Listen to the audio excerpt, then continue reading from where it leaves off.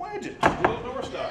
The Valdosta Police Department and its community officers are giving more and more active shooter training courses to community members. Unfortunately, this day and age that we're living in and stuff, as you can see, it's been more and more occurrences of active shooters going into the schools and the businesses, and it's just unfortunate that we have people that just want to cause that kind of devastation, and we have to try to combat it some kind of way.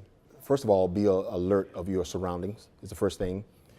We have something called ADD, Avoid, Deny, and Defend, okay, which is where we show you tips on if there is an active shooter, trying to avoid it, and if a person is in the building, then you try to deny by barricading, that type of thing, and defend. If it comes to it, then you have to defend yourself. Active shooter situation is scary for everyone, including the officers going into the situation. I was telling this forum that it's very scary because, again, when you're going into an active shooter scenario or environment, you're not sure what you're encountering. You don't know how many at that time.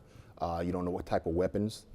So it's just scary. And again, with the victims itself, when you enter a building, they're scared. So you have all the victims also running towards you. And a lot of the times the perpetrator will blend in, with the crowd. So you just never know. Being aware of your surroundings is a tip that Officer Lester gives in each class. Well, the first thing I would probably say is beware of your surroundings, okay? If you see something out of place or you feel that something is just not right, always call law enforcement and just have us check it out to make sure that it's nothing, okay? Would be my biggest thing, that you be aware of your surroundings.